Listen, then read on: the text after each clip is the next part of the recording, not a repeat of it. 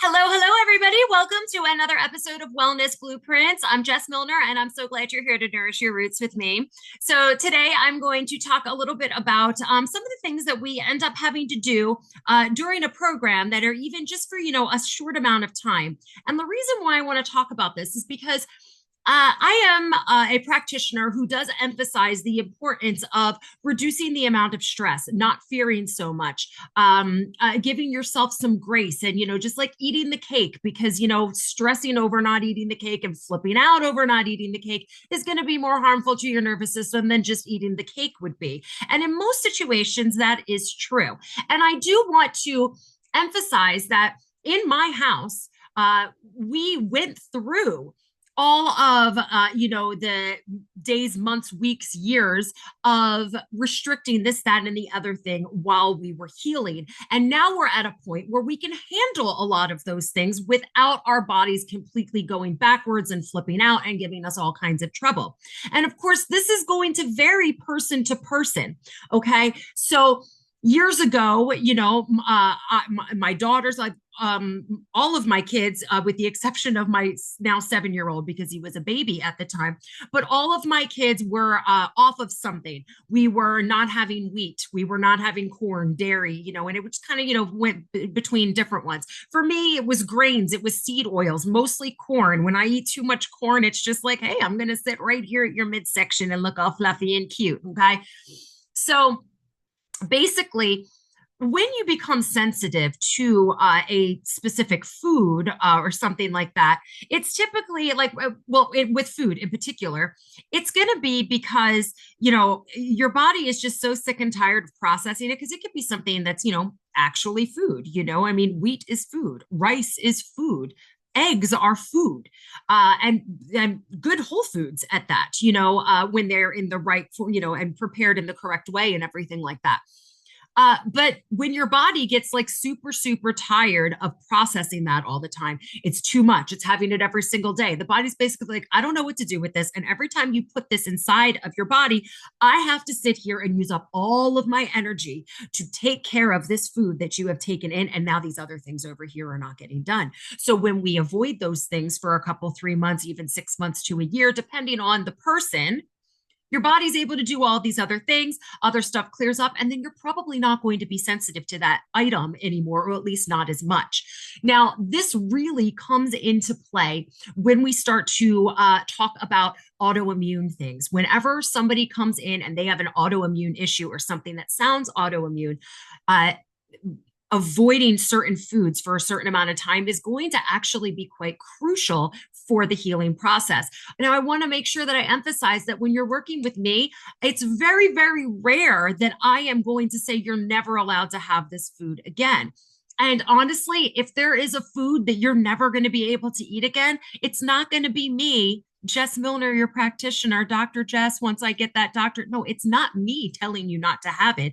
You're going to tell yourself not to have it because you're going to notice how you feel when you do consume it. And you're going to be like, not worth it. Okay.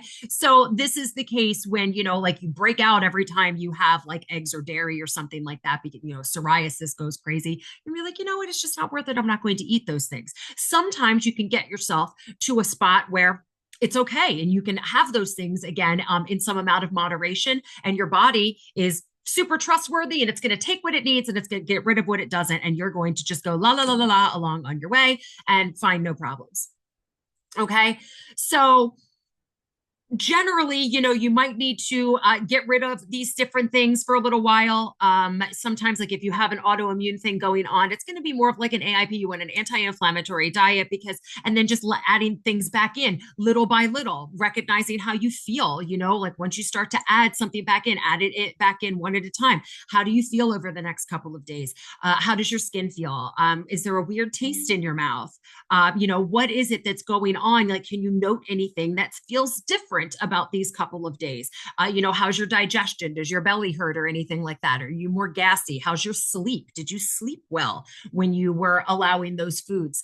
So, things like that you're going to take note of. Okay. I mean, there are certain things, there are plenty of practitioners out there who will tell you, like, no, you need to go with a paleo diet all the time. And for a lot of people, paleo or something like that is going to work very well for you on the long term. But not everyone is willing to completely change their lifestyle into that. And, at least for, like the forever for long term kind of a thing. And that can be okay as long as you are willing to stay off of it for a certain amount of time so that you can allow your body to do the things it needs to do. Um, because what we're noticing is, in terms of like autoimmune issues and things like that, folks will go to, they'll go to a doctor and they will be evaluated and be given a medication for an autoimmune thing, and for whatever the autoimmune response is, they'll be given something to counteract that, so that it's not, so the body is not constantly attacking itself. And what can often happen is, we work on the one area, or like someone has like a thyroidectomy, and then you're taking your thyroid medications because you have to take your hormone medications if you don't have thyroid.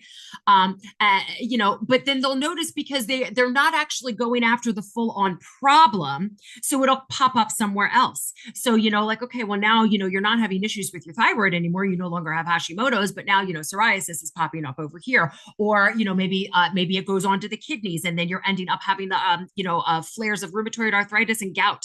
So, maybe hypertension is following and things like that. So it's important to understand that, especially, when we have these things going on, there's something underlying happening there that is causing your immune system to be like, oh my gosh, everything's on fire and we need to flip out, when there's in fact no fire. So if you don't figure out and help to calm down that immune system so that it doesn't think that there's a fire, it's just going to start attacking in the next place, with the genetics and everything. So it's going to be something, that you're going to want to avoid the foods, and get yourself on like a strict kind of a spot for at least a short amount of time to allow yourself to go ahead and heal. So, we're also going to, there's going to be some lifestyle changes in terms of what kind of chemicals you're using to clean your home. Do you have like fragrances and chemicals that are in your personal care products, like your shampoos, lotions, conditioners, your laundry detergents, those scent beads and stuff like that? They may smell nice, but those are endocrine disrupting. And, what's going on whenever we have an autoimmune issue, it's typically going after one of your endocrine glands. So, we definitely don't want to add more fuel to that fire by using things that are disrupting that entire system. And when you're putting these things directly on your body, you're using them to clean your home.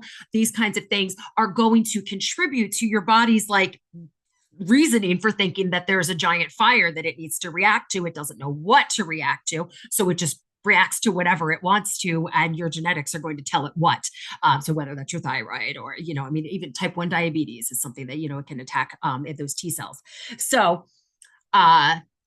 so we're going to want to remove a lot of those chemicals and things like that, dryer sheets and like all that kind of stuff, and there are good options out there. I mean, like, I've been using the Modere, well, I do use their shampoo and conditioner, but I was going to say, I've been using their laundry detergent and fabric softener, because it does not have all of those things in there. It is using more natural things, and it actually gets the clothes clean and smells nice and all those kinds of things, but it's not endocrine disrupting. So there are options out there. You don't have to have stinky, smelly laundry. You don't have to have an unclean house.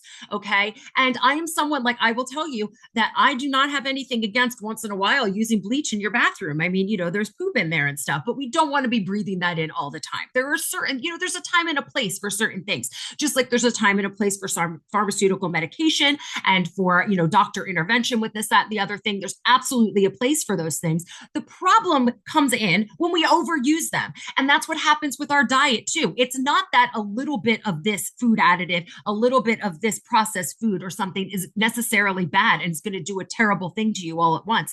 The problem is when there's so much of it that then your body is like, what are you doing? Why do you constantly keep on layering on all of this gunk?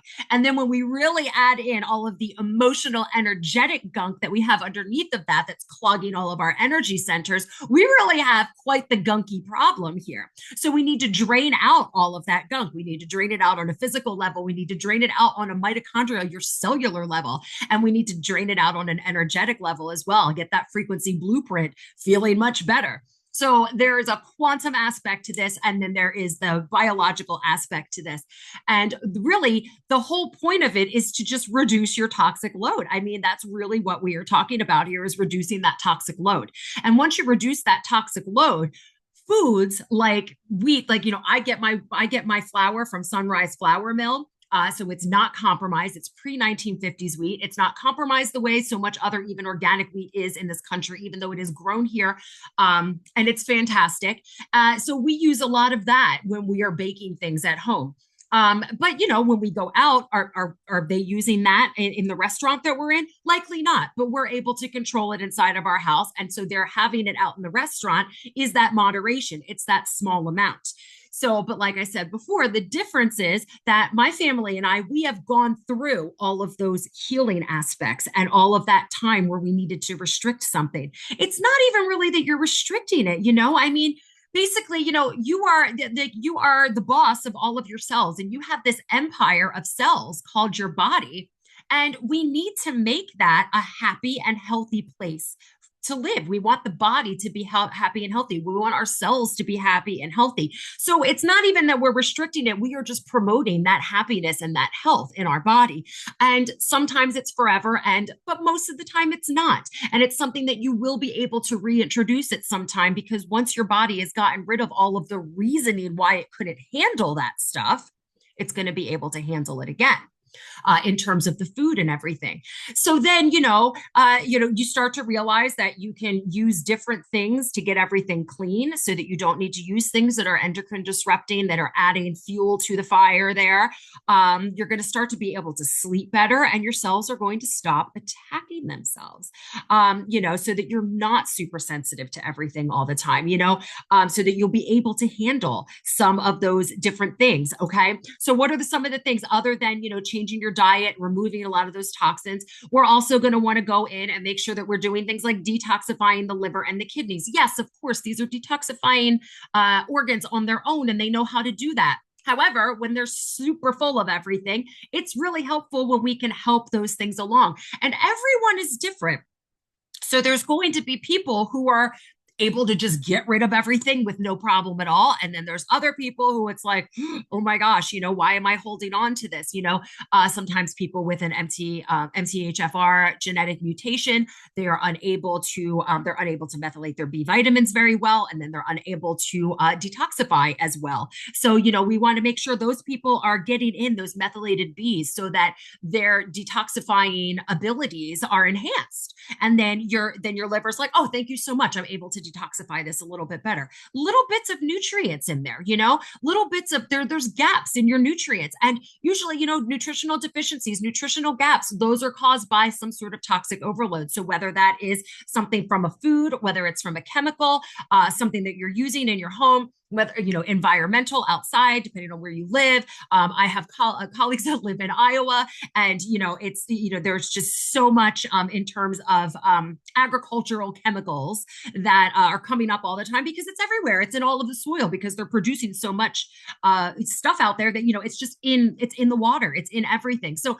wherever you live, there's going to be something that you're going to be a little bit more exposed to than somebody who lives in a different area. But every area's got something. So it is what it is, and your body can handle whatever is going to be thrown at it, but sometimes we need a little bit of help. So we go in and we can take a look at your normal blood work and be able to see where there are gaps and where we can fix some things so that you never become diagnosable. Because when your doctor says that your labs are normal, that means that it's not diagnosable. Everything is within their normal range. So they're looking at it and saying there's no need to give any kind of diagnosis or medication right now.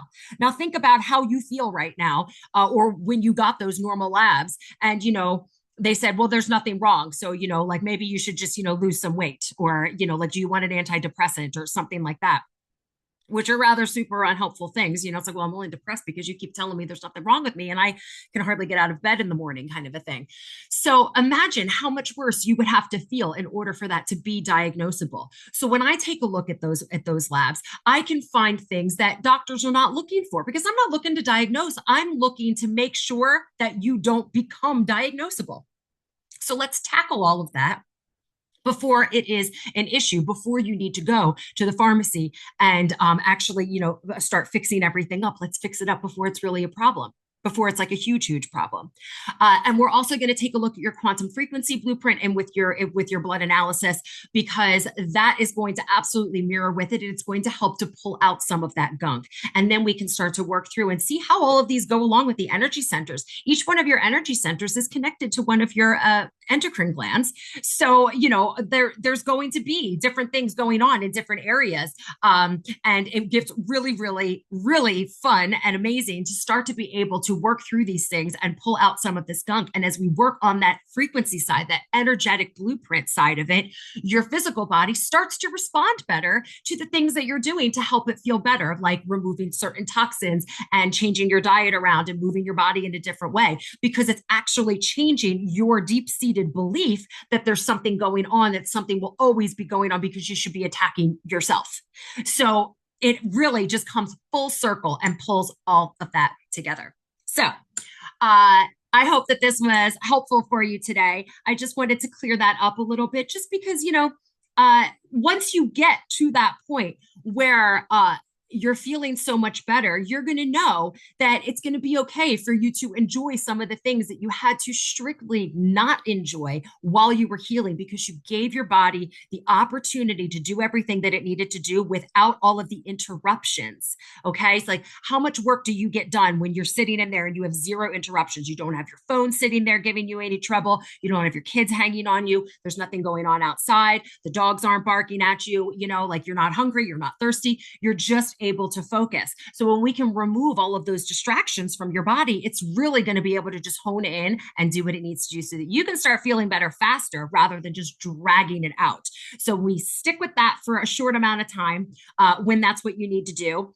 And then you should be good to go after that. So, I'm not one that tells you you have to go on a super strict diet to lose weight, because everybody's a little bit different with that. I'm going to give you the tips that are going to work best for your body. But when it comes to something like autoimmune, or when you have like a lot of brain fog and things like that, there's probably going to be some things that it's going to be important for you to avoid for a certain period of time. And the better you do with that, the better you're going to be able to just gracefully come into where I am now, where I am able to eat those things in moderation without it throwing me back into the IBS and the psoriasis and all of the horribleness that was my 20s and early 30s, because I didn't know better then.